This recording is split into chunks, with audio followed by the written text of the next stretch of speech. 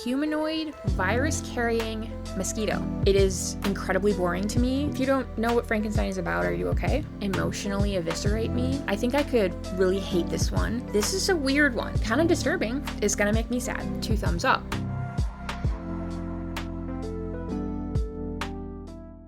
Hi, I'm Sam. There's quite literally no one asking me to do this, but I would like to tell you about some books that I have been hyper-fixating on recently, and I would like to read in 2026. So I know a lot of videos have been coming out with the title 26 books for 2026, and originally I was trying to push myself to make a list of 26 books, but I am notoriously quite a mood reader, and I feel like as soon as I immortalize a TBR onto the internet, there's something about that makes me immediately not want to read them. So instead, I chose to focus on books that I've been hyperfixating on for the past few months because obviously my interest has been maintained. So I only have 15 books on this list. This felt more genuine to me than just trying to shoehorn in 26 books. The first one that I would like to read in 2026 is Piranesi by Susanna Clarke. I feel like I've exclusively seen this on people's best books of the year videos. I've never seen anyone speak ill of this book.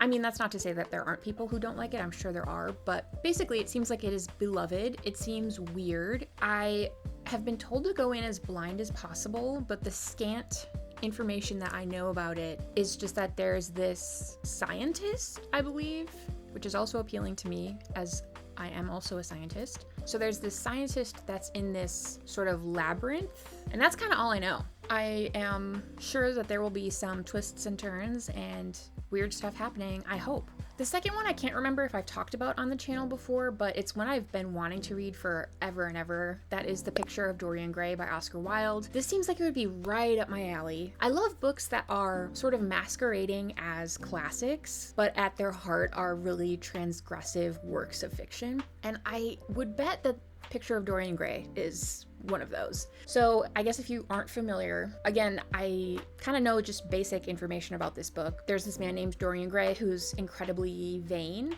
and he kind of makes a deal. He may or may not sell his soul for eternal youth, and then he kind of goes down a path of debauchery and sin, and as he sort of degrades morally, I think that is reflected on his visage on the painting. So yeah, I'm expecting it to be kind of disturbing and weird.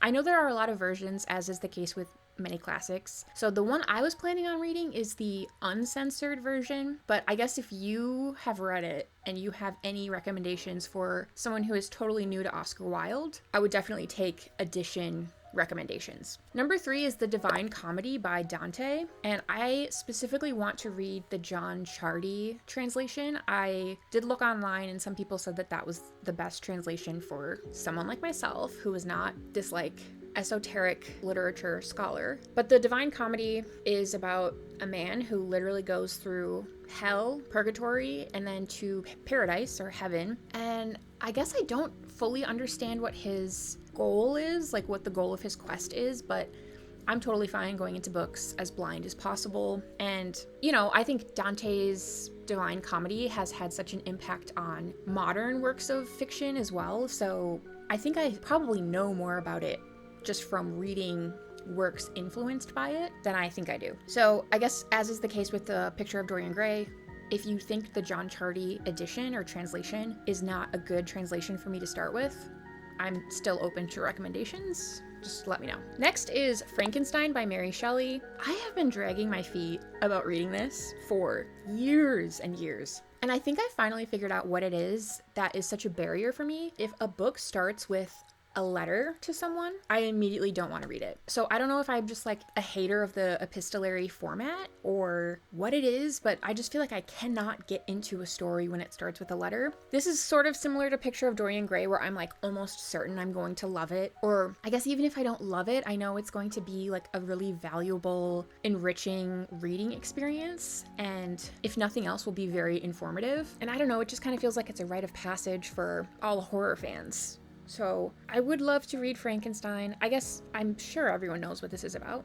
right? If you don't know what Frankenstein is about, are you okay? I guess I have this sort of like flashy, snazzy Penguin edition, but even though I own this one, if you would recommend I seek out a different version to read for the first time, let me know. Let me know down below, because I can probably get that edition from the library at the very least. Number 5 is a new release. I really don't read a lot of new releases, but there are a few select authors that I will read their books as they come out. So Emily Austen has a book coming out called Is This a Cry for Help? I admittedly don't know how interested in it I am. I've loved almost everything I've read by Emily Austen, but the synopsis for this book is it's basically a librarian who has a mental breakdown. And I think the book is starting kind of when she's just coming back to work after her breakdown. And then she's having to deal with these sort of like community members crusading to try to ban books, which I think is like a very important story, but it just doesn't sound like that dark to me.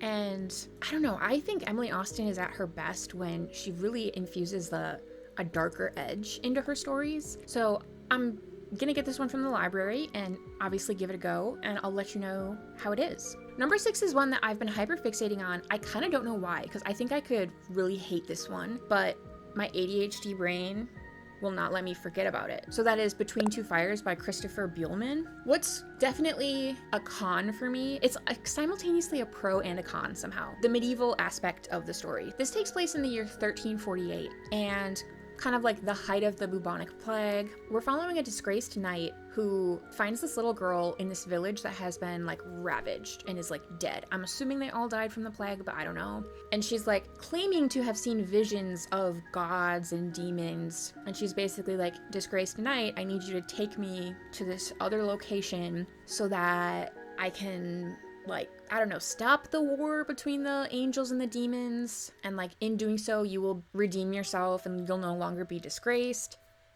I don't know. I'm not interested in war. I'm not really interested in medieval settings like Lord of the Rings, Game of Thrones, Dark Souls, Bloodborne, any of those kinds of stories. I'm just really not interested in. I don't care about old-timey medieval life. It is incredibly boring to me. So that's the con side of it. But the pro is that this is like medieval horror. And I think that I'm interested in that because so much modern horror takes place in the present day or the very recent past. So I think having a setting like the freaking 1300s, there's just like so many new opportunities for creating moments of horror, I think. So yeah, I'm intrigued by it. Again, this is one that people have spoken really highly of, but I do think it is a lot of people who are really into medieval times. So I don't know, I guess if you've read it and you're also a medieval hater and you liked it, let me know. Kind of in the same vein in that it's like the people who really liked Between Two Fires also really like this series is Berserk by Kentaro Miura. This is I almost want to say a kind of like seminal manga series, but this is incredibly graphic and violent and horrific. And it's known for a lot of like sexual violence. And I think this also takes place during a sort of like medieval-esque time, but I think it might be more speculative.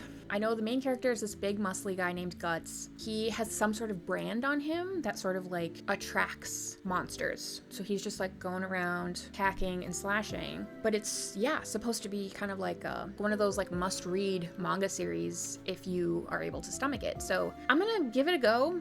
I know there are some people who the violence and like specifically the sexual violence is too much. So I'm just gonna take it page by page, see how it goes. Number 8 is Lost Cat by Mary Gateskill. This is one that I know is going to just like completely emotionally eviscerate me, but like I think I could be ready for that. So this is kind of a memoir about the author's experience finding this cat in Italy, this kitten, bringing it back to her home in the United States, and then the cat goes missing when it's like only maybe like 6 months old, and kind of like her dealing with that loss. And then I think it also details her fostering a couple children and sort of like how her grief and capacity for love in both scenarios might overlap. I don't know. But as someone who has 3 cats, I just know reading about someone who is sad about missing their cat is gonna make me sad. So I'm gonna give her a go. Number 9 is Dengue Boy by Michael Nieva. This is a weird one. I honestly think one of you guys recommended this to me. If it was you, let me know. This takes place in 2297. Climate change has decimated the earth. Basically, like the billionaires and the giga rich are the only ones who are still living habitable lives. and they are making plans to colonize Mars and Jupiter and, all the planets and whatever. There's also something called the Pandemic Stock Exchange, which sounds like the epitome of dystopian. The main character, Dengue Boy, is a humanoid virus-carrying mosquito. And kind of from the synopsis, it almost makes it seem like he's going to be living amongst human children and he's like getting bullied because he's a freaking mosquito. I don't know. It sounds weird and I kind of want to go in as blind as possible. So all I know is 2297, billionaires still freaking suck. Climate change has decimated the earth. Pandemic stock exchange. Grim. Humanoid virus carrying mosquito. Like, I'm in, Number 10 is Strange Buildings by Uketsu. So I famously loved Strange Pictures and Strange Houses by Uketsu. Read those last year, loved those. I think his stories are very formulaic. It's basically like, I'm gonna give you 9 pictures. I'm gonna give you 9 floor plans of houses. I'm gonna give you 9 floor plans, like blueprints of different buildings. And then there's gonna be some mystery linking all the pictures or the blueprints. So that was kind of the formula for Strange Pictures and Strange Houses. I'm assuming that's going to be the formula for Strange Buildings as well. He's an author where he could write like a gazillion of these books following the same formula. They're just so much fun.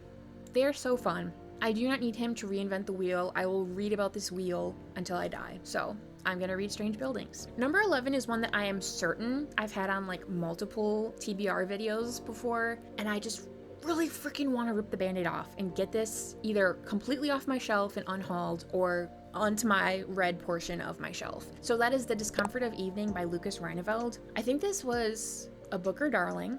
This is another one that I think is like masquerading as this like literary masterpiece, and deep down in its bones, it's a transgressive piece of fiction. We are following a Norwegian family, and specifically a child named Jazz and her family, and I think she gets like jealous that her brother gets to go on a trip, so she makes a perverse plea to God that may or may not result in her brother not returning from the trip. And then the rest of the book is following like the grief of the family, and I think like Jazz's descent into even more disturbing activities that are made that much more disturbing by the fact that she's a child. Again, sounds like it would be my cup of tea, so I don't know why this one has just been languishing on my shelves, but I'm hoping to remedy that in 2026. Number 13 is the manga series Mujina Into the Deep by Inio Asano. I have pretty much loved everything I've read by Inio Asano, except for Goodnight, Punpun. I didn't really love that, but Solanin, A Girl on the Shore, Nijigahara holograph, 2 thumbs up. So this is going to be a little different though, because this is a series rather than a standalone, and the only other series of Inio Asano's I've read is Goodnight, Punpun, and I did not love that, as I mentioned. So I am kind of wondering if sort of his strength lies in doing standalone stories, but I still want to give this a shot. So this is another sort of dystopian story where in the near future, human rights are no longer a given. You have to be able to purchase them, and if you don't have the means to purchase your rights, you are coined a mujina, so you're like less than human. But as a result of not being considered human, you don't have to abide by human laws.